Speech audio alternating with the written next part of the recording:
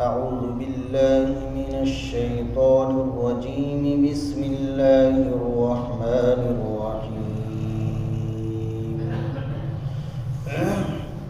وإذ قال موسى لقومه يا قوم اذكروا نعمة الله عليكم إذ جعل فيكم أنبياء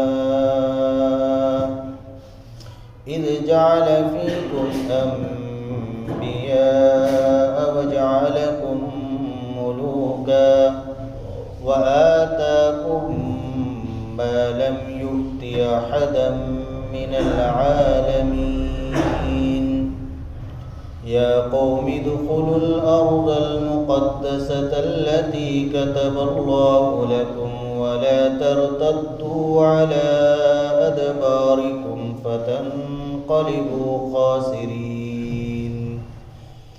قالوا يا موسى إن فيها قوما جبارين وإنا لن ندخلها حتى يخرجوا منها فإن يخرجوا منها فإنا داخلون. قال رجلان من الذين يخافون أنعم الله عليهم ادخلوا عليهم الباب فإذا دخلتموه فإنكم غالبون وعلى الله فتوكلوا إن كنتم مؤمنين. قالوا يا موسى إنا لن ندخلها أبدا ما داموا فيها فاذهب أنت وربك فقاتلا إنا هاهنا قاعدون. قال رب إني لا أملك إلا نفسي وأخي فافرق بيننا وبين القوم الفاسقين. قال فإنها محرمة عليهم 40 سنة يتيهون في الأرض فلا تأس على القوم الفاسقين.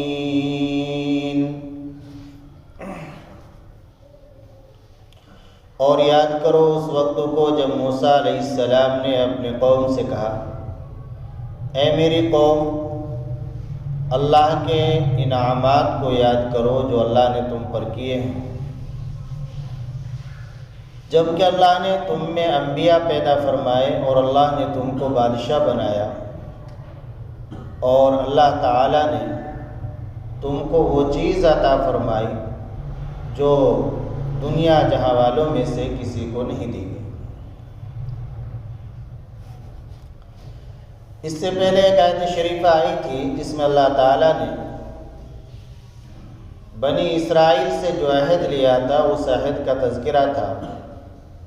بنی اسرائیل سے عہد لیا گیا تھا کہ احکام خداوندی کی اطاعت و فرمانبرداری کرنا اور رسولوں پر ایمان لانا، رسولوں کی مدد کرنا، لیکن انہوں نے عہد کو پورا نہیں کیا اور عہد شکنی کی. تو جس طریقے سے انہوں نے عہد شکنی کی ہے ان آیات پہ بھی جو تلاوت کی گئی ہے ان کی عہد شکنی کا ایک واقعہ مذکور ہے، عہد توڑنے کا ایک واقعہ مذکور ہے. جو عہد لیا تھا، جو وعدہ ان سے کیا گیا تھا وہ پورا نہیں کیا، اس کا ایک واقعہ ان آیات میں مذکور ہے. پہلی آیت شریفہ میں جس کا ترجمہ کیا ہے اللہ تعالیٰ نے ان کو اپنی 3 نعمتیں یاد دلائی. اللہ نے 3 انعام اپنے ان کو خصوصی یاد دلائے ہیں، ایسے انعام کہ جن کا تقاضا یہ ہے کہ عہد کو پورا کیا جائے، عہد شکنی نہ کی جائے. دنیا کے اندر اگر کوئی انسان دوسرے انسان پر احسان کر دیتا ہے، کوئی انعام کر دیتا ہے تو بندہ اس کا احسان مانتا ہے اور اس انعام کو یاد رکھتا ہے اور کوشش کرتا ہے کہ جس نے میرے اوپر احسان کیا ہے میں اس کی نافرمانی نہ کروں، اس کی عہد شکنی نہ کروں۔ تو اللہ نے بھی ان بنی اسرائیل کو 3 انعام یاد دلائے۔ پہلا انعام تو یہ اذ جعل فیکم انبیاء، حضرت موسیٰ علیہ السلام کے ذریعے حضرت موسیٰ علیہ السلام نے اپنے قوم سے کہا تھا یا قوم اذکروا نعمت اللہ علیکم، تمہید کے طور پر ان کا ذہن بنانے کے لیے کہ میرے قوم اللہ کے انعام کو یاد کرو، اللہ کے انعام کو یاد کرو۔ واقعہ یہ ہوا تھا پورا کہ بیت المقدس پر ایک قوم تھی، قوم عمالقہ، جو بڑی ہی زبردست قوم تھی، بڑے طاقتور آدمی تھے اور بڑے ہیبت ناک تھے، جسم و جثہ بھی ان کا بہت بھاری بھرکم تھا۔ تو اس قوم کا، قوم عمالقہ کا بیت المقدس پر قبضہ تھا۔ اللہ تعالیٰ کا حکم ہوا جب اللہ نے فرعون کو دریا کے اندر غرق کر دیا اور اس کے لشکر کو بھی، اور اللہ نے بنی اسرائیل کو فرعون کے مظالم اور اس کی زیادتیوں سے نجات دے دی، تو فرعون کی بادشاہت، اس کی سلطنت ختم ہو گئی اور اب گویا بنی اسرائیلی کی سلطنت آ گئی، بنی اسرائیلی کی بادشاہت آ گئی۔ تو اللہ کا حکم ہوا کہ بیت المقدس پر جو قوم عمالقہ کا ناجائز قبضہ ہے، ظالموں کا قبضہ ہے، تو بیت المقدس کو تم ان سے آزاد کرو اور بس تم وہاں داخل ہو جاؤ، داخل ہو جاتے ہی ہماری کھلی مدد دیکھنا، تم ہی غالب آؤ گے۔ چنانچہ حضرت موسیٰ علیہ السلام نے اپنے قوم میں اعلان فرمایا اور اپنے قوم کو لے کر روانہ ہو گئے۔ ایک شہر ہے، بہت پرانا دنیا کا شہر ہے، جس کا نام ہے اریحہ۔ اردن کی نہر پار کرنے کے بعد یہ شہر آتا ہے۔ وہاں پر حضرت موسیٰ علیہ السلام نے سب کو جمع کیا اور تمہید کے طور پر ان کو پہلے اللہ کی نعمتیں یاد دلائی کہ دیکھو، جس اللہ کے حکم کی اطاعت کے لیے میں نے تمہیں یہاں اکٹھا کیا ہے، جس خدا کے حکم کی بجاوری کے لیے میں نے تمہیں یہاں جمع کیا ہے، اس خدا نے تم پر بڑے بڑے انعام کیے۔ ایک انعام تو یہ کیا کہ اللہ نے تم میں بے شمار، تمہاری قوم میں بنی اسرائیل میں اللہ نے بے شمار انبیاء اکرام علیہ السلام پیدا فرمائے۔ حضرت یعقوب علیہ السلام بنی اسرائیل میں، حضرت یوسف علیہ السلام بنی اسرائیل میں، خود حضرت موسیٰ علیہ السلام بنی اسرائیل میں، حضرت ہارون علیہ السلام بنی اسرائیل میں، اور گزشتہ ہفتے بتلایا تھا کہ حضرت موسیٰ علیہ السلام اور حضرت عیسیٰ علیہ السلام کے درمیان تقریباً 1700 سال کا فاصلہ ہے، اور اس عرصے میں اللہ تعالیٰ نے صرف بنی اسرائیل میں 1000 سے زائد انبیاء پیدا فرمائے، صرف بنی اسرائیل میں، اور قومیں بھی تھی، ان میں بھی انبیاء آتے رہے۔ تو اللہ کا یہ بڑا انعام ہے، اور کسی قوم کے اندر نبی کا ہو جانا، یہ جہاں دینی شرافت ہے وہیں دنیاوی شرافت ہے۔ نبوت ایک بڑا اونچا مقام ہے، ایک بڑا اعزاز ہے۔ تو اگر کسی قوم کے اندر اللہ نے نبی بنا دیا تو اس قوم کے لیے یہ دینی اعزاز اور دینی شرافت کے ساتھ ساتھ دنیاوی اعزاز اور دنیاوی شرافت بھی ہے۔ تو یہ اللہ کا تمہارے اوپر ایک بڑا انعام ہے، دنیاوی انعام بھی ہے اور اخروی انعام بھی ہے۔ اور دوسرا انعام وَجَعَلَكُمْ مُلُوكًا، اللہ نے فرعون کو نیست و نابود کر کے اور اس کے لشکر کو اللہ نے تمہیں بادشاہت عطا فرمائی۔ اللہ نے تم کو ایک ظالم کے ظلم سے بچا کر تمہیں اللہ نے سلطنت، بادشاہت عطا فرمائی اور تم بادشاہ بن گئے۔ یہ بھی اللہ کا ایک بڑا انعام ہے۔ وَآتَاكُمْ مَا لَمْ يُؤْتِ أَحَدًا مِنَ الْعَالَمِينَ، اور اللہ تعالیٰ نے تم کو وہ چیزیں عطا فرمائی ہیں جو تم سے پہلے کسی کو عطا نہیں کی گئی۔ وہ کیا؟ مثلا دریا کے اندر 12 راستے بنا دینا، تو یہ اللہ نے بنی اسرائیل کو عطا فرمایا تھا۔ حضرت موسیٰ علیہ السلام کے قوم کو دریا میں، جس میں دشمن کو ڈبویا، دشمن کے لشکر کو غرق کیا، تو اس میں اللہ نے 12 راستے بنا دیے حضرت موسیٰ علیہ السلام کے قوم کے لیے، تو ظاہر ہے کہ یہ اللہ کا ایک بڑا انعام ہے۔ یا قوم ادخلوا الارض المقدسۃ التی کتب اللہ لکم۔ اب حضرت موسیٰ علیہ السلام نے بنی اسرائیل کے تقریباً 6 لاکھ آدمی تھے اور 50 ہزار آدمیوں پہ تقریباً ایک نقیب اور ذمہ دار تھا، سردار، 12 سردار تھے۔ تو حضرت موسیٰ علیہ السلام نے ان 12 سرداروں کو آگے بھیجا کہ تم جا کر قوم عمالقہ کی کچھ خیر خبر لو اور جا کر حالات کا جائزہ لو اور آ کر پھر بتلاؤ کہ کیسے کام کرنا ہے اور کیا حالات ہیں۔ چنانچہ جب بنی اسرائیل کے 12 سردار بیت المقدس کی طرف بڑھے اور کچھ فاصلے پر، کچھ دوری پر اس قوم عمالقہ کے ایک شخص سے ان کی ملاقات ہوئی، تو وہ تنہا ایک شخص ہی اتنا بھاری بھرکم تھا کہ وہ ان 12 کے 12 کو گرفتار کر کے لے گیا۔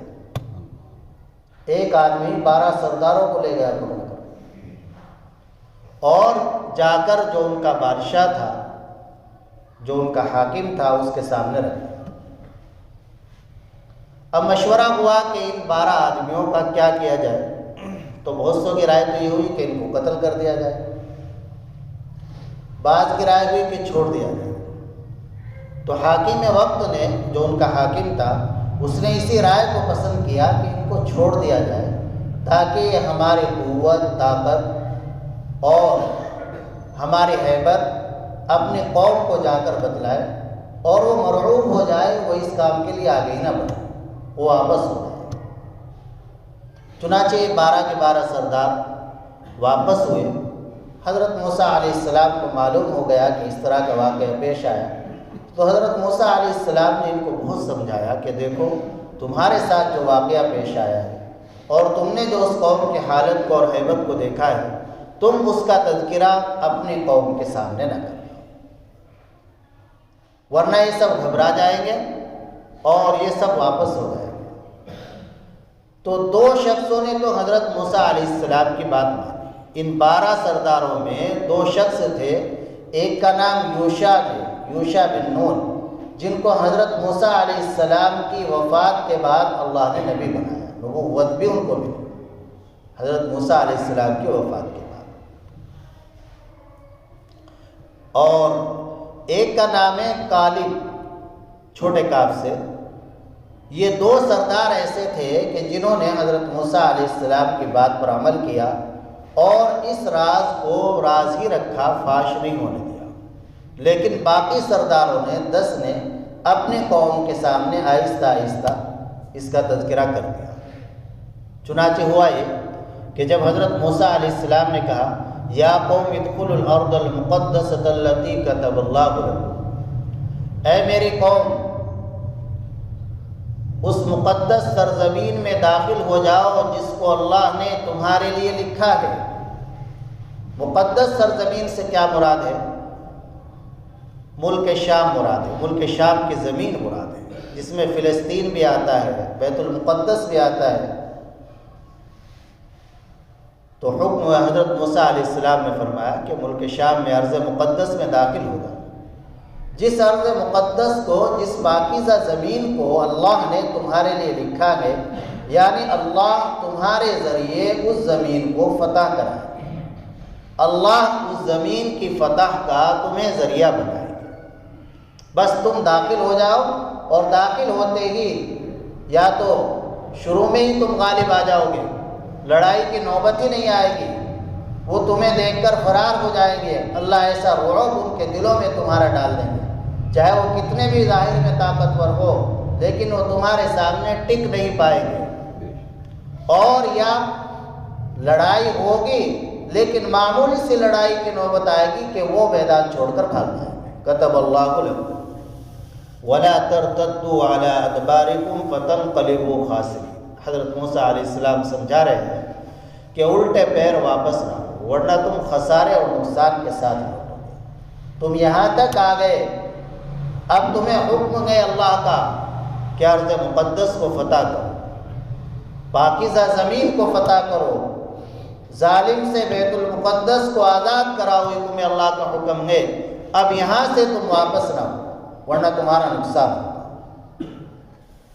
قالوا یا موسیٰ ان فیہا قوما جبارین وَإِنَّا لَن نَّدْخُلَهَا حَتَّى يَخْرُجُوا مِنْهَا فَإِن يَخْرُجُوا مِنْهَا فَإِنَّا دَاخِلُونَ۔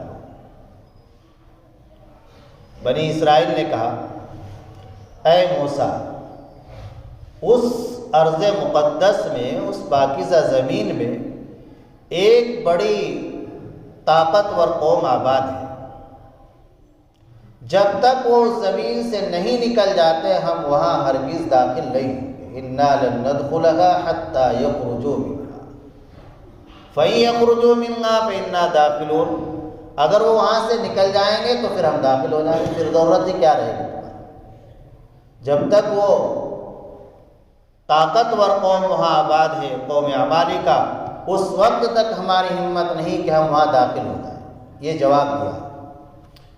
قال رجلان من الذين يخافون انعم الله عليهم ادخلوا عليهم الباب فاذا دخلتموه فانكم غالبون وعلى الله فتوكلوا ان كنتم مؤمنين۔ اب وہ جو دو آدمی تھے جن 12 کو بھیجا تھا، 12 میں سے 2 آدمی ایسے تھے کہ جو حضرت موسیٰ علیہ السلام کی بات کو مکمل طور سے مان رہے تھے اور پورے طور سے اس پر ایمان رکھ رہے تھے، اور انہیں یقین تھا اللہ کے وعدے پر، پختہ یقین تھا، تو انہوں نے اپنے قوم کو سمجھایا۔ حضرت یوشع نے بھی اور حضرت کالب نے بھی، دونوں نے اپنے قوم کو سمجھایا۔ اللہ فرما رہے ہیں، کہا ان 2 آدمیوں نے ان میں سے، یخافون، جو لوگ ڈر رہے تھے، قال رجلان من الذین یخافون انعم اللہ، ان لوگوں میں سے 2 آدمیوں نے کہا، 2 آدمی وہ تھے کہ جن کے دلوں کے اندر صرف اللہ کا ڈر تھا اور کسی کا ڈر نہیں تھا۔ ہونا بھی یہی چاہیے، ایک ایمان والے کے ایمان کا تقاضا یہ ہے کہ صرف ڈر اللہ کی ذات کا ہو، اللہ کے علاوہ کسی کافر سے، بڑے سے بڑے کافر سے بھی، کسی چیز سے نہ ڈرے، صرف اللہ سے ڈرے۔ اگر اللہ کا ڈر ہوگا تو کسی سے نہیں ڈرے گا، اور اگر اللہ کا ڈر دل کے اندر نہیں ہوگا تو پھر ہر چیز سے ڈرے گا، پھر ایک چیونٹی سے بھی ڈرے گا۔ انعم اللہ علیہما، اور ان پر یہ اللہ کا خصوصی انعام تھا کہ وہ اللہ کی ذات پر مکمل یقین رکھ رہے تھے اور اپنے قوم کو سمجھا رہے تھے۔ ادخلوا علیہم الباب، ان کو سمجھا رہے تھے کہ تم داخل ہو جاؤ دروازے میں، فَإِذَا دَخَلْتُمُوهُ فَإِنَّكُمْ غَالِبُونَ، تم داخل ہوتے ہی غالب آ جاؤ گے، تمہیں فتح مل جائے گی، اللہ کا وعدہ ہے۔ وَعَلَى اللَّهِ فَتَوَكَّلُوا إِن كُنتُم مُّؤْمِنِينَ، اور تم اللہ ہی پر بھروسہ رکھو اگر تم ایمان والے ہو۔ اگر تم ایمان والے ہو تو تمہیں اللہ کی ذات ہی پر بھروسہ رکھنا چاہیے، کسی کا خوف تمہیں اللہ کا حکم پورا کرنے سے مانے نہ بنے، رکاوٹ نہ بنے۔ جو کچھ کرتے ہیں اللہ کرتے ہیں، نفع نقصان کے مالک اللہ ہے۔ پوری دنیا مل کر کسی کو کوئی چیز دینا چاہے، اللہ نہیں چاہتے ہیں تو پوری دنیا مل کر کسی کو ذرہ برابر نفع نہیں پہنچا سکتی۔ یقین ہمارا اور آپ کا ہی ہونا چاہیے۔ پوری دنیا مل کر نقصان پہنچانا چاہ رہی ہے، اللہ نہیں چاہتے ہیں تو پوری دنیا مل کر ہمارا بال بیکا نہیں کر سکتی۔ یقین تو ایسا ہونا چاہیے۔ قالوا یا موسیٰ انا لن ندخلها ابدا ما داموا فیہا، حضرت موسیٰ علیہ السلام نے بھی سمجھایا، ان 2 شخصوں نے بھی سمجھایا، اس کے باوجود بھی نہیں مانے، اور آخر میں یہاں تک کہہ دیا، یا موسیٰ انا لن ندخلها ابدا، اے موسیٰ ہم تو اس زمین میں کبھی بھی داخل نہیں ہو سکتے، ما داموا فیہا، جب تک اس میں وہ لوگ آباد ہیں۔ اور مزید گستاخی یہ کی، یہاں تک کی بات کہہ دی، فاذهب انت وربك فقاتلا انا هاهنا قاعدون، تم اور تمہارے رب چلے جاؤ اور جا کر قتال کرو، جہاد کرو، ہم تو یہاں بیٹھے ہیں۔ تو ظاہر میں تو یہ کفریہ کلمہ ہے، اس سے آدمی کافر ہو جاتا ہے، لیکن مفسرین نے اس کی تعویل یہ کی ہے کہ فاذهب انت وربك فقاتلا انا هاهنا قاعدون سے ان کا مقصد بظاہر یہ تھا کہ تم سے اللہ کا وعدہ ہے، لہذا تم جاؤ اور تمہارا اللہ تمہاری مدد کرے گا، ہم تو یہی بیٹھے۔ اب یہ بات ہو گئی۔ اب حضرت موسیٰ علیہ السلام بڑے پریشان ہوئے، تو اللہ کے سامنے پھر درخواست کی، رب انی لا املک الا نفسی واخی فافرق بیننا وبین القوم الفاسقین۔ اے میرے پروردگار، یہ میری قوم تو بے وفا نکلی، اس نے تو غداری کر دی، لیکن اے اللہ میں تیرے فرمان کو پورا کرنے کے لیے ہر طرح سے تیار ہوں، لیکن میں صرف اپنی ذات کا اور اپنے بھائی کا مالک ہوں، میرا اختیار بس اپنی ذات پر چل سکتا ہے اور میرے بھائی ہارون علیہ السلام پر چل سکتا ہے، وہ بھی نبی تھے۔ حضرت موسیٰ علیہ السلام نے دعا کی تھی کہ اللہ میرے بھائی کو نبی بنا دے، میرے بھائی کو یا اللہ نبی بنا دے، میرا معاون بنا دے، تو اللہ نے ان کی دعا قبول فرمائی اور اللہ نے ان کو بھی نبوت سے سرفراز فرمایا۔ پہلے حضرت ہارون علیہ السلام کا انتقال ہوا اور پھر حضرت موسیٰ علیہ السلام کا انتقال ہوا۔ حضرت موسیٰ علیہ السلام کے بعد پھر یوشع علیہ السلام پیغمبر بنے۔ تو حضرت موسیٰ علیہ السلام نے اللہ سے دعا کی کہ اللہ بس میں تو اپنی ذات کا اور اپنے بھائی کا مالک ہوں، ہم دونوں تیرا حکم بجا لانے کے لیے تیار ہیں، فافرق بیننا وبین القوم الفاسقین۔ یا اللہ اب ہمارے اور ان نافرمان غدار قوم کے درمیان جنہوں نے بے وفائی کی ہے، مولا کچھ فرق کر دیجیے، کوئی ایسی بات دکھلا دیجیے کہ جس سے ان کو احساس ہو کہ واقعی ہم نے غلط کام کیا ہے۔ قال فإنها محرمة عليهم 40 سنة يتيهون في الأرض۔ اب اللہ کی طرف سے سزا یہ ملی کہ جس میدان میں انہوں نے نافرمانی کی ہے اور جس میدان میں انہوں نے یہ کہا ہے کہ ہم یہیں بیٹھے ہیں، تم جاؤ تمہارا رب جا کر یہ کام کرے، تو اب ان کو سزائیں مل رہی ہے کہ اب یہ 40 سال تک اسی میدان کے اندر رہیں گے، اور اسی وادی تی اس کو کہا جاتا ہے، اس وادی تی کے اندر یہ سرگردہ اور پریشان پھرتے رہیں گے۔ انہا محرمۃ علیہم 40 سنہ، اب وہ ارض مقدسہ ان پر 40 سال تک حرام کر دی گئی، 40 سال تک ان کا داخلہ اس ارض مقدسہ میں نہیں ہو سکتا، اور 40 سال کے بعد ہی اب یہ اس کو فتح کر پائیں گے، آئے گی۔ چنانچہ اتنی لمبی سزا جب سنی تو حضرت موسیٰ علیہ السلام بہرحال پیغمبر تھے، پیغمبر اپنے قوم کے لیے پوری امت کے لیے بڑے شفیق و مہربان ہوتے ہیں، تو ان کو اس سزا پر، ایک طویل لمبی سزا پر بڑا رنج اور غم ہوا، تو اللہ نے فرمایا فلا تأس علی القوم الفاسقین، یہ فاسق لوگ ہیں، نافرمان لوگ ہیں، ان کو جو سزا دی جا رہی ہے آپ اس سزا پر رنجیدہ نہ ہوں، آپ غم نہ کریں، انہوں نے جیسی برائی کی ہے، جیسا کام کیا ہے، ویسی ہی ان کو سزا دی جا رہی ہے۔ انہوں نے کہا ہے ہم یہاں بیٹھے ہیں، تو اللہ نے بیٹھنے کی سزا دے دی، اور سزا یہ دی کہ 40 سال تک جو میدان تھا وادی تھی بہت زیادہ لمبی چوڑی تھی، بعض مفسرین فرماتے ہیں کہ اس کی مقدار 30 فرسخ کی تو لمبائی ہے اس کی، اور 9 فرسخ کی چوڑائی ہے۔ 30 فرسخ کا مطلب ہوتا ہے 1 فرسخ 3 میل کا ہوتا ہے، تو 90 میل کی تو لمبائی ہے اور 27 میل کی چوڑائی ہے، اور بعض کہتے ہیں کہ نہیں اتنی لمبی نہیں، ساری مسافت اس کی 30-32 میل کی ہے، تو اتنی لمبی چوڑی وادی تھی۔ اب یہ روز چلتے، صبح کو چلتے، شام کو دیکھتے، جہاں سے چلے وہیں کھڑے، صبح کو چلے شام کو دیکھ رہے کہ جہاں سے چلے تھے وہیں کھڑے۔ اللہ کی بڑی قدرت ہے، 6 لاکھ آدمیوں کا مجمع اب پریشان۔ حضرت موسیٰ علیہ السلام بھی وہیں موجود ہے، حضرت ہارون علیہ السلام بھی موجود ہے، اور حضرت یوشع علیہ السلام میں موجود ہیں، حضرت کالب بھی، 4 یہ اللہ کے مقبول بندے بھی ہیں جو اللہ کی فرما برداری کرنے والے ہیں۔ اب حضرت موسیٰ علیہ السلام ہے تو اللہ کی طرف سے کچھ رحمتوں اور برکتوں کا بھی ظہور ہونا ہے۔ پیغمبر موجود ہے، نبی موجود ہے، 2 نبی ہیں، ایک آگے چل کر نبی بننے والے ہیں، ایک اور ولی ہیں۔ تو اللہ نے سے انہوں نے دعا کی کہ یا اللہ یہ سزا تو آپ نے مقرر کر دی، لیکن اب یہ تو مر جائیں گے، گل جائیں گے، ختم ہو جائیں گے، سایہ نہیں ہے۔ تو اللہ نے سائے کا انتظام کر دیا کہ بادلوں کو چھتری بنا دیا، چنانچہ وہ چلتے تھے، رہتے تھے تو وہ بادل چھتری بن کر ان کے سروں پر رہا کرتے تھے۔ یہ اللہ نے سائے کا انتظام کیا۔ کھانے پینے کا مسئلہ آیا، کھانا پینا کہاں سے؟ اللہ نے آسمان سے اتارنا شروع کر دیا، من و سلوہ، من و سلوہ آسمان سے اتر رہا ہے، پرندے، کھانے پینے کی چیزیں آسمان سے اتر رہی۔ اور پانی کا مسئلہ آیا تو حضرت موسیٰ علیہ السلام کے پاس ایک پتھر تھا، اس پتھر پر اپنا عصا مارتے تو اس سے 12 چشمے نکل جاتے، ہر ایک خاندان کا ایک الگ پانی کا نظم اللہ نے کر دیا۔ تو کھانے کا، پینے کا، رہنے کا سب نظم ہوا، لیکن 40 سال تک حضرت ہارون علیہ السلام کی وفات ہو گئی، حضرت موسیٰ علیہ السلام کی بھی وفات ہو گئی، اور پھر حضرت یوشع علیہ السلام پیغمبر بنے۔ پھر جب 40 سال پورے ہو گئے تو کچھ لوگ تو ان میں سے وفات پا چکے تھے، لیکن بہت سے توبہ بھی کرتے رہے، بہت سے توبہ بھی کرتے رہے۔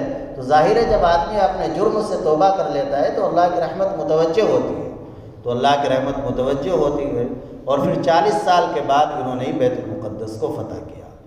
تو آدمی کو اس سے ہمیں یہ سبق ملتا ہے ان واقعات سے کہ اللہ کا جو حکم ہے، اللہ کا جو وعدہ ہے، اللہ کی طرف سے جو بشارت ہے، تو اس وعدے کو، اس بشارت کو سچا اور یقینی سمجھنا چاہیے۔